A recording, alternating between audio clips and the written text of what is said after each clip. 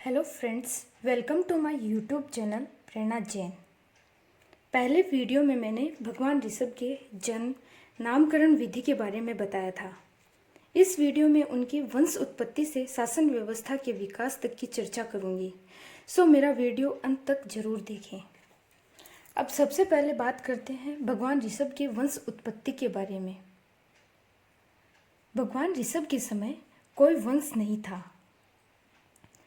ऋषभ कुमार जब 1 वर्ष के हुए तब इंद्र एक थाल में खाद्य वस्तुएं आदि सजाकर ऋषभ के समक्ष उपस्थित हुए। कब उपस्थित हुए? जब भगवान ऋषभ देव 1 वर्ष के हुए थे तब वे खाद्य वस्तुएं लेकर भगवान ऋषभ के समक्ष उपस्थित हुए थे। ऋषभ ने सर्वप्रथम इक्षु का टुकड़ा, इक्षु किसे कहते हैं फ्रेंड्स? गन्ने को। ऋषभ ने सर्वप्रथम इक्षु का टुकड़ा उठाकर चूसने का प्रयत्न किया। बालक के इस प्रयत्न को ध्यान में रखकर इंद्र ने घोषणा की कि बालक को इक्षु प्रिय है, अतः आगे इस वंश का नाम इक्ष्वाकु वंश होगा। इसके साथ ही वंश परंपरा का प्रारंभ हुआ। आगे बात करते हैं भगवान ऋषभ देव के विवाह के बारे में। यौगिक युग में विवाह पद्धति का प्रचलन नहीं था।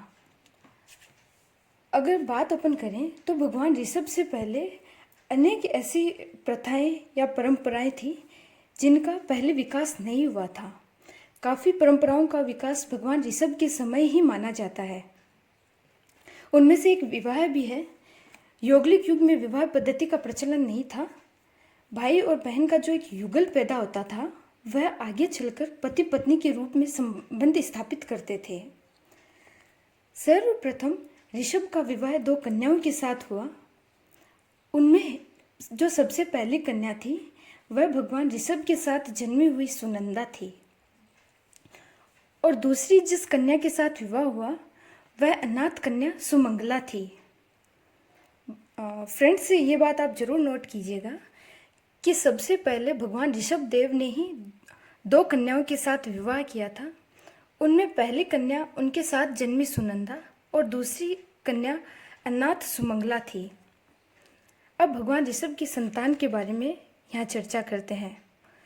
यौगिक युग में हर युगल के जीवन में एक बार ही संतानोत्पत्ति होती थी और वह भी युगल के रूप में ही होती थी।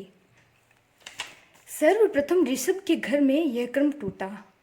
जो युगल पैदा होते थे, एक लड़का और एक लड़की युगल के रूप में पैदा होते थे, यह क्रम भगवान ऋषभ के समय में टूट गया था। ऋषभ की पत्नी सुनंदा के एक ही युगल उत्पन्न हुआ जो बाहुबली और सुंदरी थे। जो एक युगल उत्पन्न हुआ उनमें एक लड़का और एक लड़की थे। उनका क्या नाम था? पहले बाहुबली और सुंदरी था। सुमंगल के 50 युगल जन्मे। कितने युगल पैदा हुए? सुमंगला के 50 युगल पैदा हुए थे, जिनमें प्रथम युगल में भरत और ब्राह्मी का जन्म हुआ। शेष उन 50 युगल में पुत्र ही पुत्र थे, यानी उनमें लड़कियां नहीं थी। अब बात करते हैं फ्रेंड्स भगवान ऋषभ देव के राज्याभिषेक के बारे में। जब अंतिम कुलकर नाभि के समय अपराध निरोध के लिए निर्धारित की गई धिक्कार नीति का उल्लंघन होने लगा, यानी उनके समय जो दंड व्यवस्था थी वह व्यवस्था अब जब निष्क्रिय होने लगी थी, उस दिन अनेक युगल भगवान ऋषभ के समक्ष अपनी समस्या को लेकर उपस्थित हुए। तब ऋषभ ने कहा, अब कुलकर व्यवस्था से काम नहीं चलेगा, अब तो एक विधिवत राजा होना चाहिए। भगवान ऋषभ ने क्या कहा कि अब कुलकर व्यवस्था से काम नहीं चलने वाला है, अब हमें एक विधिवत राजा की घोषणा करनी होगी। नाभि की आज्ञा से सभी यौगिकों ने मिलकर अपनी कल्पना के अनुसार ऋषभ का राज्याभिषेक कर दिया। ऋषभ को उच्च आसन पर बिठाकर पैरों में जलाभिषेक किया तथा अभिषेक के क्रम में सर्वप्रथम पदाभिषेक हुआ था। अभिषेक के क्रम में सबसे पहले क्या हुआ था? सर्वप्रथम पदाभिषेक किया गया था। इंद्र ने लोगों के विनय की प्रशंसा करते हुए उस स्थान का नाम विनीता रखा। आगे चलकर वही विनीता के नाम से नगरी बस गई। विनीता नगरी, अगर प्रश्न आए कि विनीता नगरी कैसे बसी तथा किसने उसका नामकरण किया, तो भगवान इंद्र ने लोगों के विनय की प्रशंसा जब की तो उस स्थान का नाम विनीता रखा और आगे चलकर उस नगरी का नाम विनीता पड़ गया। अब बात करते हैं भगवान ऋषभ देव के शासन व्यवस्था के विकास के बारे में। राज्याभिषेक के पश्चात ऋषभ देव ने राज्य की सुव्यवस्था और विकास के लिए सर्वप्रथम आरक्षक दल की स्थापना की। कौन से दल की स्थापना की फ्रेंड्स? आरक्षक दल की स्थापना की। उसके अधिकारी को उग्र नाम से जाना गया। जो आरक्षक दल का अधिकारी था उसे उग्र नाम से संबोधित किया जाने लगा। उसके बाद में राजकीय व्यवस्था में परामर्श के लिए एक मंत्रिमंडल का निर्माण हुआ, जिसका अधिकारी भोग नाम से संबोधित किया गया। राजकीय परामर्श के लिए जो मंत्रिमंडल का निर्माण किया गया था, उसके अधिकारी को भोग नाम से जाना जाने लगा। परामर्श मंडल की भी स्थापना की गई, जो सम्राट के निकट रहकर समय समय पर उन्हें परामर्श देता था। अब बात करते हैं कि परामर्श मंडल के सदस्यों को कहते क्या थे। परामर्श मंडल के सदस्यों को राजन्य और सामान्य कर्मचारियों को क्षत्रिय नाम से संबोधित किया जाने लगा। विरोधी तत्व में राज्य की रक्षा करने हेतु उन्होंने 4 प्रकार की सेना और सेनापतियों की व्यवस्था की।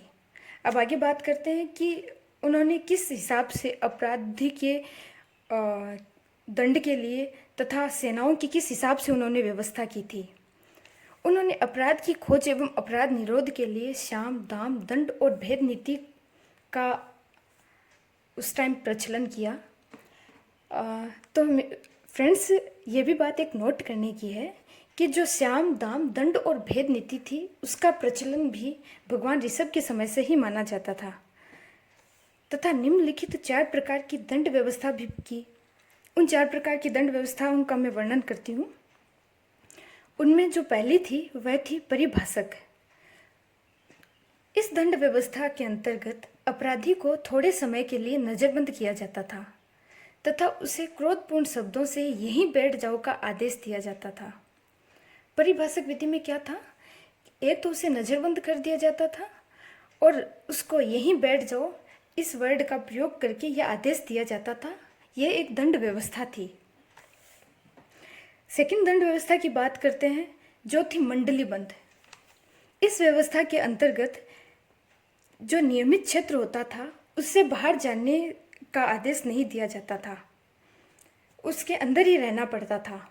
अब तीसरी व्यवस्था दंड व्यवस्था की बात करते हैं, जो है बंद। इस दंड व्यवस्था के अंतर्गत बंदी गृह जैसे किसी एक स्थान पर अपराधी को बंद करके रखा जाता था। बंदी गृह मतलब जैसे जेल के हिसाब से अपराधी को उसमें रखा जाता था। चौथी दंड व्यवस्था की बात करते हैं, जो है घात। इस दंड व्यवस्था के अंतर्गत डंडे का प्रयोग किया जाता था और अपराधी के हाथ, पैर आदि शरीर के किसी अंग या उपांग का छेदन किया जाता था। तो मैंने 4 दंड व्यवस्था भी यहाँ पे क्लियर की है फ्रेंड्स, जिसमें पहली है परिभाषक, दूसरी है मंडली बंद, तीसरी है बंद और चौथी है घात। आगे की वीडियो में मैं भगवान ऋषभ देव की लोक व्यवस्था, वर्ण, ग्राम व्यवस्था तथा महाभिनिष्क्रमण की चर्चा करूँगी। अगर अभी तक आपने मेरा चैनल सब्सक्राइब नहीं किया है तो अब ज़रूर करें। Thank you so much.